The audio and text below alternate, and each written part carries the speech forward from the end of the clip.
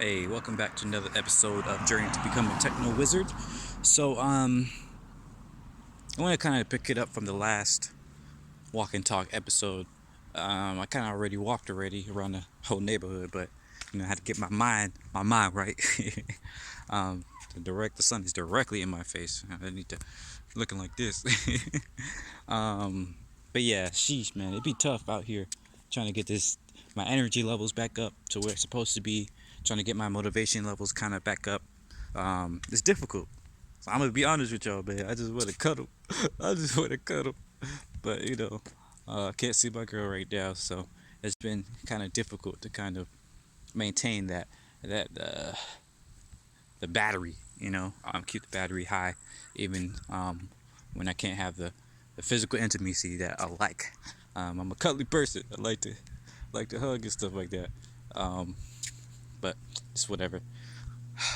But that walking kind of helped me get my blood flowing, get the energy levels up in the manner of speaking. In terms of just a physical act of walking kind of helps. Looking at nature, looking at trees, that helps. Water and all that stuff. So, you know. But anyways, to if you look at kind of society from a design thinking problem, of a design thinking kind of perception, um, and if you were to solve like societal problems as a design kind of sprint, as a design project, how would you approach that? So to me, that allows you to kind of explore different pieces of our society and explore from first principles, essentially. So let me see. So the first part of design thinking is essentially defining the problem. We kind of did that last time in the last episode that we did the walk and talk. I think that was episode 7 or something like that. And from there, you would diverge to explore like the market, explore different. Make sure you have the right problem that you're trying to solve. Explore the target audience, which is in our case kind of humanity. You would explore just these different concepts and whatnot, and then you would converge into a solution. So all the research that you did, which could include everything from domain research, competitive analysis, to interviews, contextual inquiries, and stuff like that. You know, that will allow you to explore. I'm sorry, to synthesize all of that data into a specific problem and a specific, you know, hypothesized solution. Once you get that, you can you can then try to take that and diverge again, explore different solutions, explore different concepts, explore different ideas through an ideation session and so on. And so once you have those different ideas and all that, you then want to try to iterate on them, try to, well, first you try to go as far as you can to where they're a reasonable solution, and then you could test them, do some usability tests and whatnot, and see, how those ideas play out in real life. Once you get some, you know, some data from your tests, then you can take that and converge once again on a solution, or iterate, throughout the whole process until you find something that you think will be a good solution to publish, to push out and whatnot. So that's kind of like the design thinking process. So if you apply that to humanity, to society problems, um, it'll be difficult in a lot of parts of these because um, if you try, well, it'll be difficult if you try to see, design an entire society at once, right? You can't really test multiple societies insofar as holistic solutions. You want to test one thing at a time. One super important one to three maybe of ideal solutions or problems or whatnot. That's the same thing that happens when you're talking to a client or whatever. You're talking to somebody who has their own project. Maybe their target audience is like really huge. They want to, meet the needs of this whole community. But just like we did with our client, we kind of had to help them to hone down on like the number one, the top priority whether that be somebody that can directly talk to right now, or just like the biggest needs, the biggest problems, or the most accessible problems, the things that we can act that we can address, the addressable solutions, right? So for me, when I look at society, I'm thinking about it in terms of what are some of the biggest problems, and that's pretty much to me um, access to resources. So we have plenty of resources. We have many will say an abundance of resources, but not everybody has fair access to those resources. So you could call that either a distribution problem, or you can call that a decentralization problem. Like, the resources are too centralized in specific locations. Well, actually, yeah, I think distribution is probably like the best way to say it. Um, so yeah, you could say distribution of resources. That's one major problem, and then another one is probably, I would say, empowerment, some sort of agency. I think that's like another huge problem, and that covers everything from discrimination that's unfairly kind of limiting people from getting the opportunities that they can get access to, because we even in America, you know we claim that it's it's equal opportunity. They say, oh, equal opportunity, not equal outcomes, but the data shows that we do not have equal opportunities. um, so even in America, that's a problem, and that's a way bigger problem elsewhere in the world, where people don't even have the opportunity to learn, to educate, or to rather be educated, or to do anything of that nature.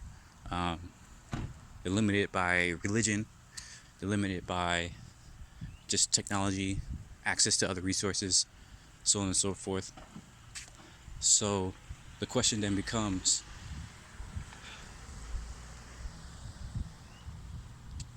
I don't know. I honestly don't know. But uh, I think well, those are two big problems right there. You can really stop there. Um, I mean, perhaps you can go to other solutions too, other problems, but really distribution and agency are like two of the biggest problems right now. And I still think communication. Um, I don't know if you want to call. I still want to put transportation in there too. That can be a big thing. The I guess you can call it really movement of people and information. I don't know if it's possible to like combine those things into one. But yeah, those are probably different problems that I would address first. And yeah, so agency, distribution, maybe like communication slash transportation, right? So those are some of the ones that you can address first as big problems to face. Um, so now you want to test these, right? You want to do your research, get some data. In order to do that, I think it would help to, let's say, I'm thinking about this on the spot. Yeah. I think essentially in a design thinker, how I understand it so far, you do a bunch of research, which can be a whole gamut of different aspects, right? Different ways of doing it. So this, yeah, it's easier to look at one and then go from there. So okay, let's look at distribution of resources. That's a pretty big problem. That's probably one of the biggest, because if we can distribute resources, we can we can have a more we can really have the equal opportunity, you know, and we can have it will be easier to establish agency in different people if distribution of resources was universal. We can even probably, yeah, it also helps with transportation and communication, because in order to have a good distribution process, that kind of entails a strong communication and transportation system. Um, so yeah, I will go with distribution of resources to start with. So to do research on that, you would do a whole lot of domain research. So look at what are the current methods of distribution. What are the current methods of resource allocation, of even manufacturing, even resource gathering, and just how do we get all the resources that we have. So when I say resources, I mean pretty much anything that makes society function. So food, water, even like textile, which is clothes and materials and all that stuff. um, Housing, you can count that as resources. And transportation, count that as a type of resource. You can even count like stuff like internet, you know um, and so on and so forth. There's a lot of things that we can count as resources. Some might even say people are a form of resource. um, so getting the right people to the right places and whatnot. So yeah, really, distribution of resources is a pretty much encapsulates the the biggest section of what the biggest idea of what humanity is and what modern society really kind of functions on. The ability to distribute resources. Um, so yeah, you would do a bunch of domain research to understand how that works. Um, and your competitive analysis is really an analysis of all the different um, entities in the industry, in the field, that makes distribution happen. So, for instance, off the top of my head, there's people like GE, the General Electric Company. They have a huge distribution platform. I won't say platform, but like, you know, service or whatever. They do everything from, if I remember correctly, like oil to electricity to water, all this stuff. They got pipelines for all of that. Um, you can look at trucking services. You can look at well, water, gas, all the utilities. Water, gas, electricity. You can look at those services. Um, so there's a lot of super old ones, like GE's, like super old in this industry, and you have very, very much new ones like Tesla. Not Tesla itself, but like Solar City. They distribute solar power to different places. And then let's see. So understand the industry or the market, and then you can look at the target audience. So you could do some contextual inquiries with people, and how they get their resources. You know, but you can't just go with like everyday people, as just the only form. This probably gets a little complicated actually, because there's a whole the target audience we're talking about here is distribution of humanity, so it's all over humanity. So you kind of have to have a very robust um, participants for your testings and your surveys. You want to target the last mile users, which is like your average consumer, and they're only gonna really know about the last mile, which is going to the store and the getting food, or for their home, or getting clothes, getting this, that, and the other from stores. So that's going to be you know really, it's probably not even, it's obviously not the most important part. um, However, you still want to interview them. You still want to see how they do their everyday kind of living. um, Even though we know this ourselves because we do this every day, this is pretty much covers everybody. But at the same time, you want to go look at other people outside of your own family, outside of your own group, to understand how other people think about going to the store and this, that, and the other. Um, and the reason why that's important, even though we kind of know what this process is like, and even though it's not exactly the most important process of the entire distribution channel, is because I think, well, you're not necessarily supposed to do this, but I think the solution is probably going to be something that is connecting like the distribution channels directly to the users. Kind of direct to consumer type of things. I'm not sure if that counts as solution, because you're not supposed to try to come up like be in the solution thinking mindset yet. at this stage, the early stages of the design thinking process. But I mean, even in design thinking, like you don't necessarily have to come at it from zero all the time. Like, in a like in our schools, I mean, in the courses and stuff like that, they give us a project brief, which kind of already gives you a solution. It says, hey, this is what we want to accomplish. So, I guess you can call that what I'm thinking. The intended result, like what we want to accomplish, and essentially what we want to accomplish with distribution is equal access, or like ready access to any resource at any time, for anyone, not just a select portion of people, not just if you have a certain amount of money or whatever like that. um, Let me think. So where was I? Design solution. um,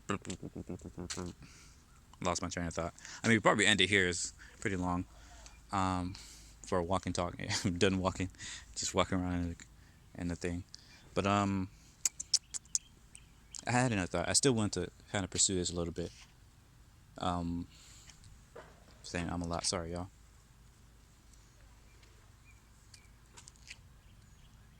So you have, your distribution. You look at, you talk to people. Oh, right. So you want to talk to subject matter experts, right? And you want to get participants at every stage in the pipeline. So not just last mile users, but you want to then talk to people that are distributing, that are taking, the resources from the warehouse or whatever that is to the last mile location. And then you want to talk to the people who's brings the resource from the manufacturing point to the warehouse, to the storage inventory warehouse, or whatever you want to call that. So these are all like different kind of points in the pipeline that's really important to speak to. And you can still include the manufacturers themselves, how they get the raw materials to the manufacturing points. Um, so each of those are extremely important processes of the distribution pipeline. And once you interview all those people, you get surveys, you do contextual inquiries, you do, I don't even know how this. I'm sure there's a bunch of other ways to get data from people and from processes in general. So you want to do as much as you can to gather all of that data. Once you have all of that, then you synthesize, and then you look at do some affinity mappings in that, to understand, okay, how what are the biggest problems. Maybe you can do affinity map that shows like the biggest problems for um, the distribution channels. Maybe you can do another affinity map to see what common problems all the different components of the distribution pipeline have in common. I kind of said the same thing there, but you get what I'm saying. So, and for those who don't know, an affinity map is essentially a or affinity diagram, however you want to call it, is I can explain it best with the process. So once you have all of the data, like you talk to a bunch of users, you do a bunch of surveys, you do a bunch of research. Once you have all of that information, you then take all that information and put it on like sticky notes. Put a little bit on each sticky note. Put as much as you can on there and put it all on like a board, a wall. It's just probably, we're talking about an entire distribution of humanity, so you're gonna need a big wall. You just put everything on there, and then so now you have all your data, your information, and little easy to see data points. Little basically broken down. Broken.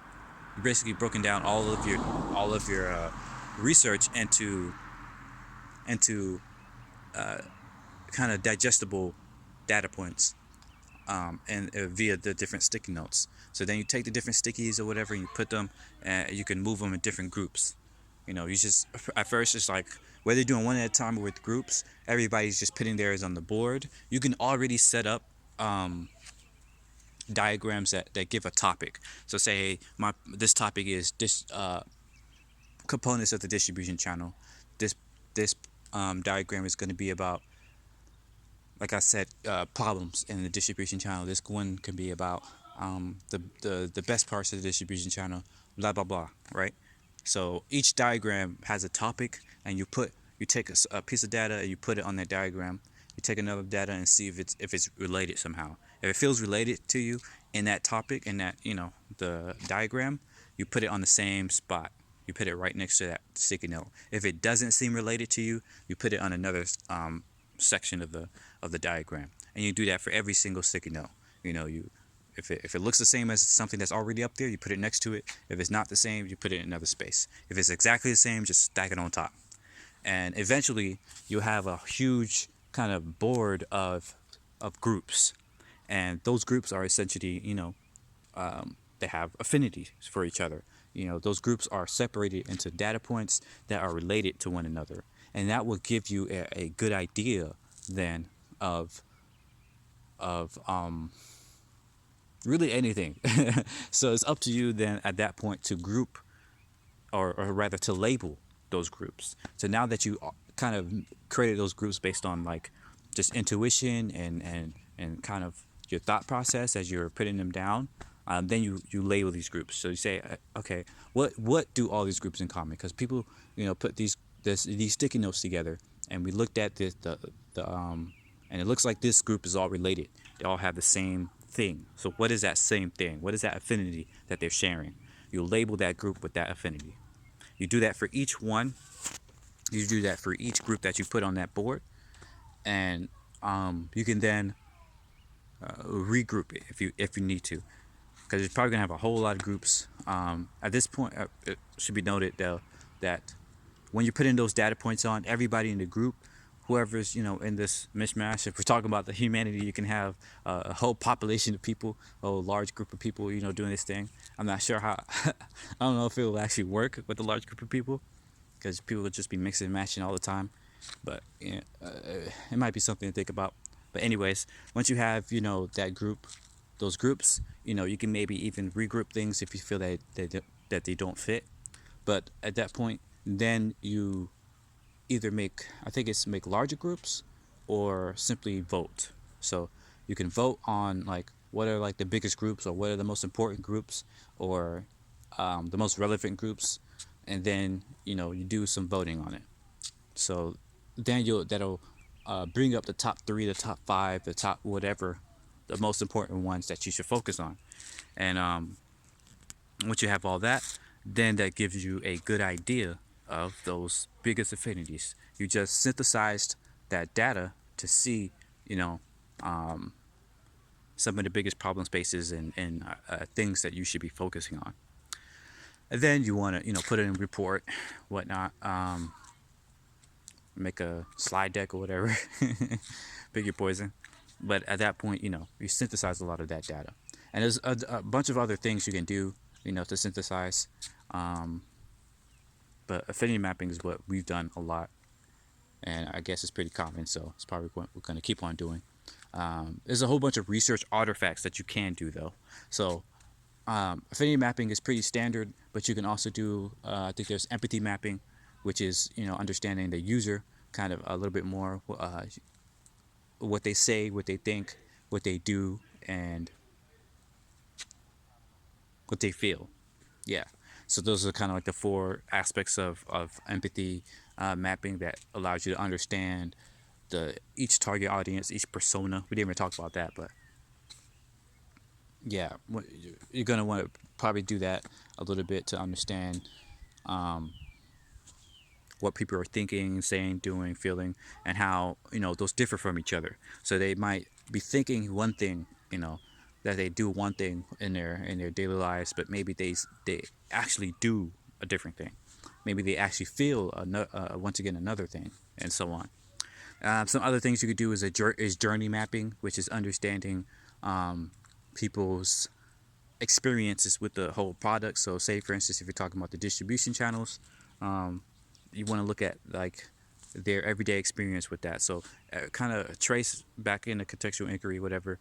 You were tracing every part of their daily life, that at least that interacts with that product, with that thing. And since we're talking about distribution, you could say whenever they interact with the store, right? Whenever they go to the store, what is that process? What are they doing at home that triggers that process? Um, how did they get to the store? How long does it take? When do they go? When they're at the store, what are they thinking? What are they doing? How does it feel to them? Is it a good experience? Is it a bad experience? Is it in the middle? And so on and so forth. So you track that for you can even do it for each target audience, for each component of the pipeline. So the average person, your consumer, your truck driver, your warehouse person, your manufacturer, you can follow their journeys and create journey maps around that to understand, their experience with every piece of the pipeline. So once you have all that information, and there's still a whole bunch of other research artifacts that you can do, that gives you an idea of, that will give you a way better idea of what the current scope of the problem is and what the current experience of all these different users in our society is. So yeah, once you have all of that, then you come up with some ideas. Oh, ideation session. I'll probably just, yeah, I'm gonna do that next time. I didn't even get into this right now, but I don't know what I'm doing right now. But I think it's fun to like ideate this stuff. So I'm glad I eventually got to this point. Um, so yeah, if I were to kind of address humanity in a design thinking process, I think that would be a good way to start it. Of course, I'm being super vague here. Like it's going to be important to notate, exactly how many people I'm trying to interview. You know, like how much data do I need? How long should I be doing this process for? Like the kind of the magic in design thinking, especially today's agile methodology, is doing it quick. A sprint is essentially 1 to 2 weeks, maybe even less than that, but 1 to 2 weeks, 2 weeks at the most. And if we're looking at a problem this big, where you're trying to interview like the entire population, that's untenable. You can't really do that. So you really have to focus down on a very specific part of the problem first, or you can have a whole bunch of different design teams, addressing different parts of the problem, different different parts of the population as well. So, but either way, whatever teams you're working on, they should be I got stuff in my teeth. What? They should be focused on specific parts of the problem, on specific populations, and yeah, that will give you just a very good understanding of what's actually going on. Because I feel like nowadays, oftentimes we try to solve problems, but we're not really looking at it from a holistic standpoint. We're not really looking at the entire landscape of issues and problems and people, and we're not really empathizing with our users, which are our neighbors and stuff like that. We're not really empathizing with the people who we're trying to solve a problem for. So we need to do a lot more of that. So yeah, it was cool. Looking forward to doing this again, probably tomorrow. This is supposed to be short. Okay, the walk and talk is edited being 30 minutes, but it is what it is. Hope you liked it, and see you tomorrow. Bye bye.